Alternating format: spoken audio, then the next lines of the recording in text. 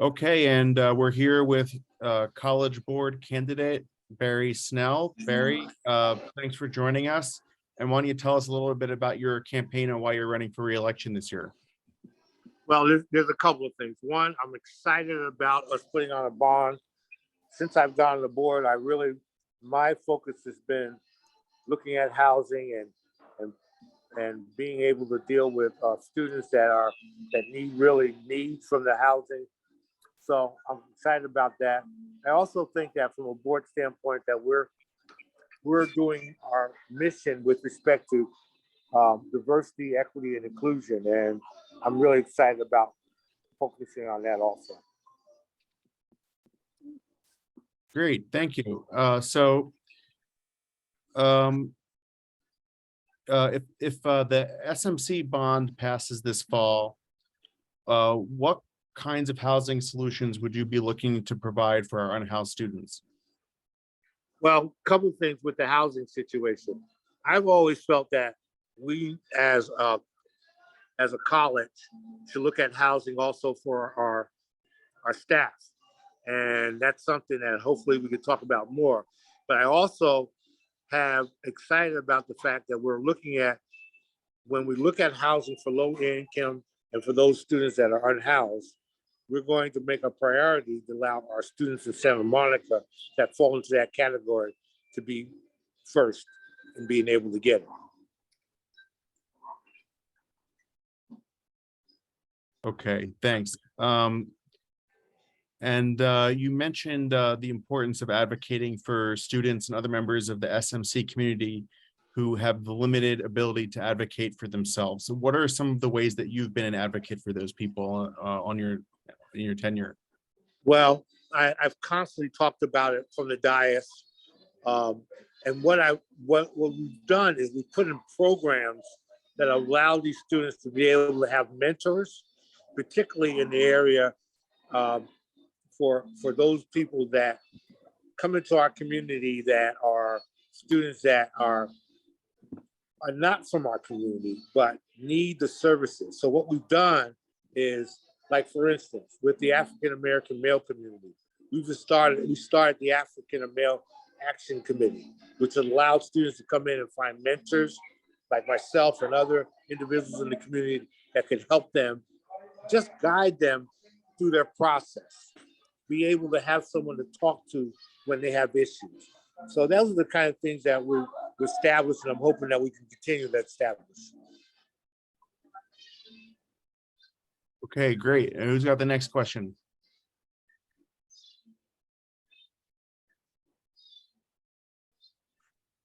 Patricia, go ahead.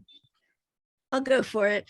So when Shai was here, he was talking about the medical professions pathway and you know his excitement about that and pumping it up and creating opportunities.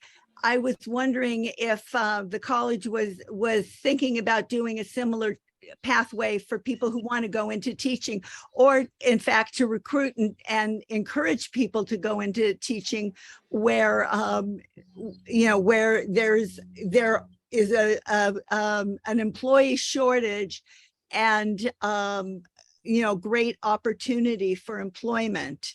And I was hoping that Santa Monica College would take that on too. Patricia, we had not talked about that. That's an excellent idea.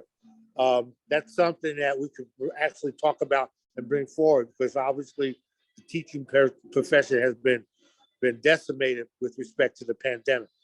So to answer your question, no, we hadn't talked about it, but it's something that I would love to be able to talk about and maybe institute. So no, we haven't. Okay, well, I thought you were a perfect person on that, having your background in education also. So thank you. Good position. Melissa. Hi, Barry. I'm gonna keep my camera off to spare you my cooking, but I wanted to hear a little bit more about your thinking. I know SMC is obviously moving in a direction where they're trying to do more hybrid teaching and give more options to students, you know, in a positive way for flexibility.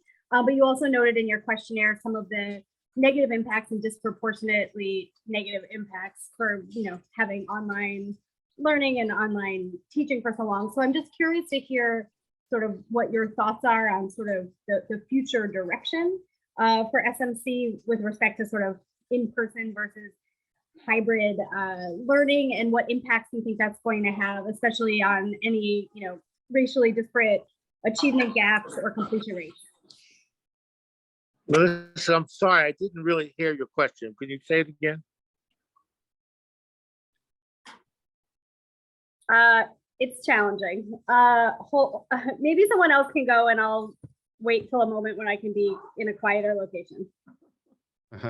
Okay, sounds good. Isabel, why don't you go next? Okay. So you mentioned you thought it was very important, and I do too, how much students were impacted by the pandemic, the online. Okay. teaching. I'm sure that, people had education gaps. Some people might have dropped out, not been able to continue. Can you talk to us about your ideas of how to bring them back or how to get them caught up? And a little caveat to that, I'm a little curious about why you center on men and why you don't include women in that. Well, that's an excellent question. You know why I said search about men? Because since the pandemic, the drop-off of our African-American males and Latino males has been significant compared to any other cohort that's been involved in the campus. In 2015, and these numbers I have not in front of me, but in 2016, we had close to 1,500 African-American males on our campus. As of this last year, it's down to almost a little bit over 800. And it had to do with the pandemic. My focus is I have a real concern with it. And also with that cohort, they have been the least successful in their academic studies. So it's a real concern of mine.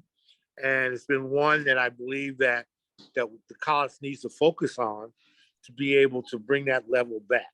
So that's why I talk about it a lot. Just Okay. to clarify, so there hasn't been a similar drop off among women? It has been, but not as significant, quite candidly. And that's of all the cohorts, that has been the most significant. And the pandemic, obviously, for low income and minority students has been significant with respect to their level of drop off. We know that, but I particularly with our African-American males and our Latino males, it's been grossly significant. So that's where I've been talking about an awful lot going forward. Okay, and what were your ideas for remedying that? Well, obviously, I've always been a focus that I think that mentor groups, having individuals that they can support these individuals where they can come to and have conclusions, have discussions with, which we put together where our African American Action Group has been something that's been significant, where these young men can come in, talk about their issues, feel comfortable and safe in a safe environment. And I think that's important. And in addition to that, I've been a strong proponent of training for counselors, and training for professors that will really understand that particular cohort and take a significant interest in making sure that they are welcome, making sure that they are engaged, making sure that they are really secure in obtaining their academic direction. And I talk about it a lot because I realize that people don't understand how the pandemic has drastically affected those individuals in that particular cohort. So I talk about it a lot. That's why. Thanks. And it looks like Melissa's ready to go again. Go ahead, Melissa. Actually, I was trying to type it. But Okay. Can you hear me any better now? if I I can move hear you better rooms. now. I can hear you better now. Okay, great. My question, Barry, was about whether you know, my understanding is that SMC is moving, you know, in what seems like a positive way to having flexibility for sort of meeting students where they're at in terms of having in-person learning, hybrid options, and remote learning. And that flexibility seems great, but you also, you know, you talked about some of this in your last answer, but you pointed out that there were really some racially disparate sort of outcomes when it came to fully remote learning. And I'm wondering if you're happy about the direction of that flexibility, or whether you have concerns that you know, giving more folks the option for remote or online is going to further exacerbate any disparities in the achievement gap or completion rates. You know, Melissa, my personal feeling is that I believe that on-campus learning is the best option. However, we're in a mode now that we have to be able to understand that that distant learning and on-ground learning is the way of our future, and I understand that. But we have to be able to be flexible enough and nimble enough to be able to offer both services, and to understand that when our students aren't meeting our goals, because I don't want to lower our goals, but when our students aren't meeting our goals, we have to be able to identify it quickly and be able to make corrections as necessary. And we've implemented a couple of programs that allow that. We've also implemented an online system which allows to monitor it, where students fall off with their academic responsibilities, that we'll be able to identify real quickly and be able to meet those needs. So I'm glad about that. The distant learning is here to stay. We have to be able to be nimble enough to be able to do both, to be able to do on ground and also. And so that's kind of where we're at. And I understand that.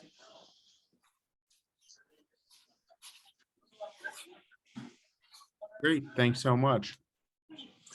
I really sorry that I forgot about this. I apologize. Don't worry about it. I really do. Anyone else have the next question? No, it doesn't look like it. No, Okay. Last one. Oh, sure. Can Yeah. I have a closing statement? Yeah, sure. But it looks like Isabel's got one more for you first. Oh, go ahead. Yeah, I'm very interested in the pathway to jobs and careers out of college, and you touch on that in your questionnaire, and you said you thought the connections to our business community should be expanded. How have you been involved so far in that aspect, and what would you like to see improved or strengthened? Well, we have an incredible program to be able to develop career training. I think we're really being very innovative with that. We're probably state of the art with some of our other pathways for our students to be able to, who aren't going on to 4-year schools, to be able to find trial training. So I think that's great. One of the things that I would like for the college and the city to be able to do is to develop a relationship whereby our students are available and trained by our businesses in the city. And I think it would be excellent for our city, particularly out of this pandemic.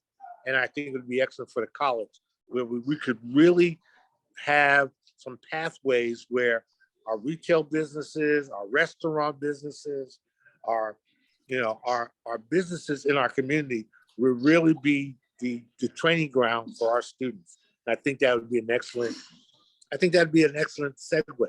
So that's kind of what my focus has been. Yeah, I think that's great. I encourage you. I do. I think it'd be good coming out of the pandemic. And when I hear from businesses in our community right now, where they're having a difficult time in finding and hiring, I think the college would be a great training ground to be able to do that. So that's just something that I personally like to see happen. Great. Appreciate that. Do you want to go ahead and give that closing statement? Yeah, in closing, first of all, again, I apologize because I did not put this on my calendar and I knew it was happening. But I really think that we're at a crucial time in our community. And I believe that the college is in a good place to be able to be a vehicle where our community can utilize resources that we have to build a more inclusionary type of system for our community and for our college. And I hope that I'm as a trustee, I'll be able to advocate for that. So that's kind of what my focus has been. Great. Thank you so much, Barry. Great to see you, and looking forward to Take the care, rest of the guys. campaign. All right. Thank you. See you later. Good seeing you, Barry.